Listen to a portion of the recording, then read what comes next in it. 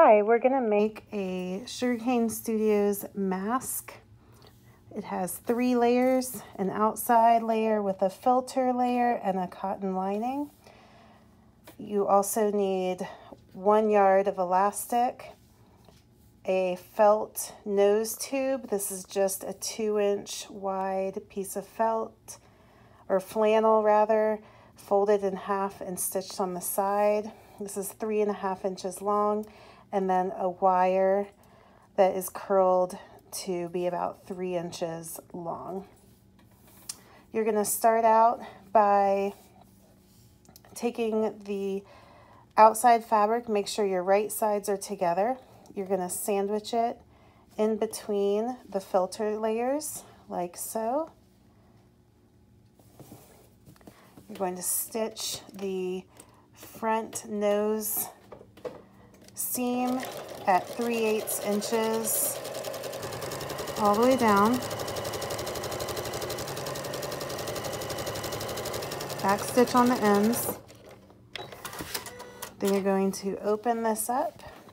Start from the bottom chin edge. For some reason it's easier when you do that. You're going to push the seam allowance to one side and you're going to pull apart the 2 halves of the mask as you sew.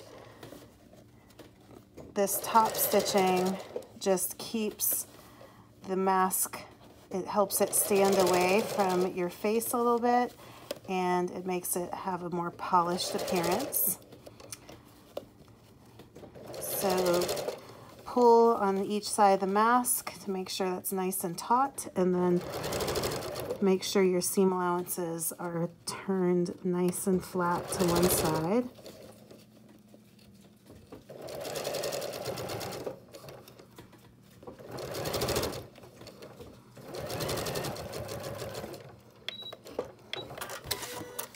Then you're going to stitch the front seam of the lining piece as well,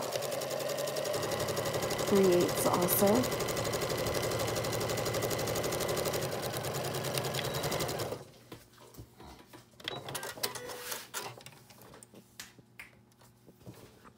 You're going to open up the lining and join it across the top edge to your outside piece.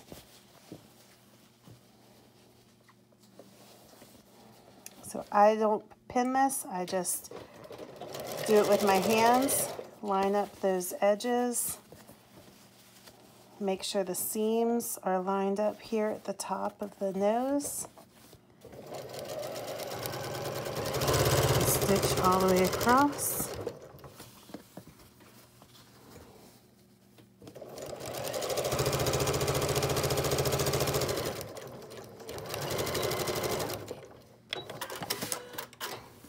I go ahead at this point and clip in across this whole edge a few times so that you can make sure it gets nice and flat when you turn it.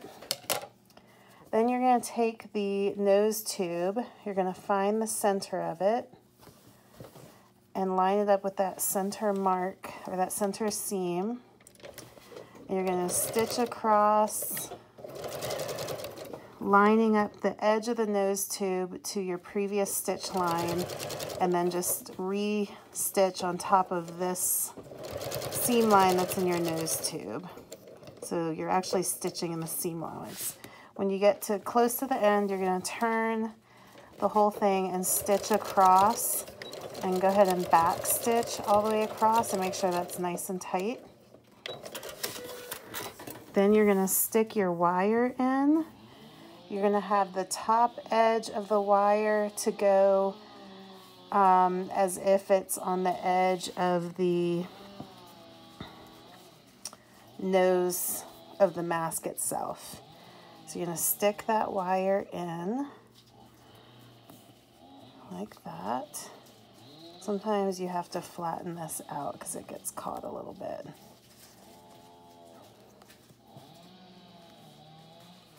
Squish that in. It should be between all the layers. So there's a little padding. And then you're going to stitch down the other end. Feel with your finger and make sure that wire is out of the way so you don't hit it with your needle. Then you're going to fold this lining back like this. And you're going to re-stitch the short ends of that flannel piece. And again, you're feeling to be sure that that metal wire is out of the way. And this just holds that piece to the lining. Again, make sure with your fingers you know where that metal wire is so you don't hit it. You will break a needle. Back stitch. Then you're going to fold the lining down to the bottom and line it up with the outside.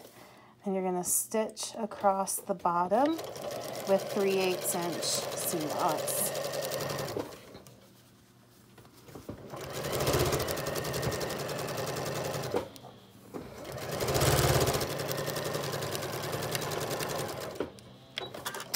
Then you're going to go ahead and clip the bottom like this up to the line all the way across.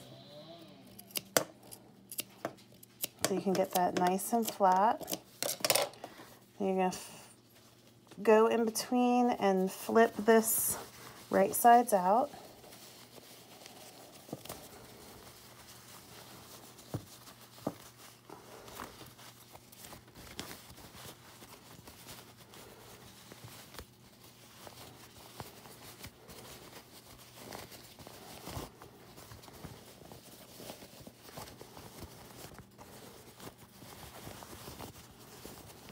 Okay.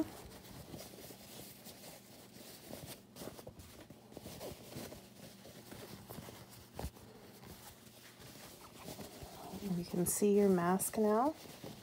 The nose piece kind of lined up. Then I always sew from the inside and I do the bottom edge first. This does not really matter. It's just my habit. And you're going to do a small little top stitch, no more than 1/8 up from this edge. And you really want to push as you go and make sure you get these edges pulled out and lined up. And that the lining does not extend over to the outside. You don't want to see the lining on the outside. So you just kind of push with your fingers. This is what I call finger pressing. And you're going to turn it around and do the top edge the same way. Again, trying to make sure everything is nice and flat.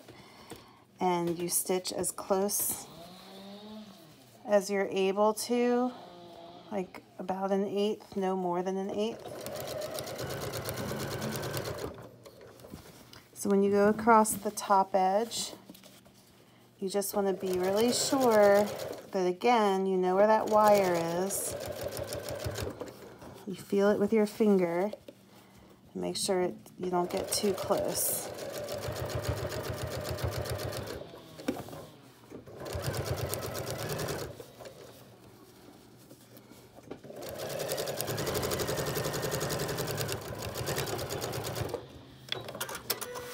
Okay, so there you have your mask, the wire up here.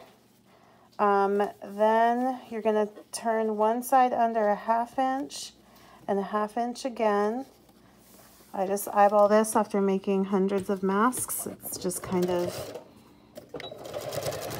innate now. And you're going to top stitch down that edge. Back stitch really well on these edges. They're going to take the most stress from the elastic.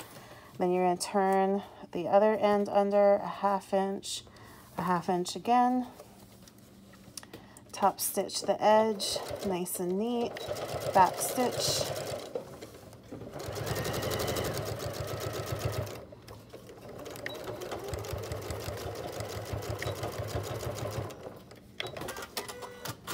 This is where I would trim off all of my little threads everywhere.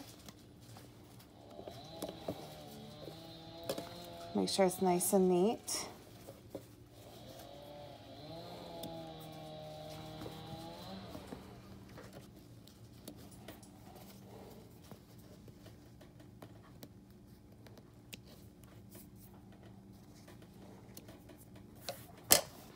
Then you're going to take the elastic.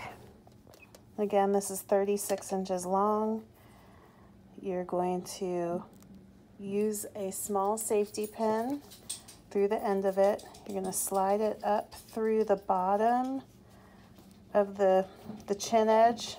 You're going to slide it through one end of the tube, the channel you made, till it reaches the other side.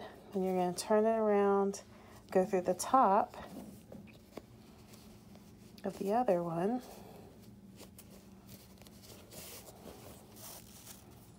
Pull them so they're relatively even. And then in order to leave these adjustable, I just tie a knot like this, so that if a small-headed person wants to tighten it, they can. If a big-headed person wants to scoot the knot over, make a little bit more, they can. So I don't pull this super tight. And there you have it. One well-made washable mask with a filter layer by Sugarcane Studios. Thank you.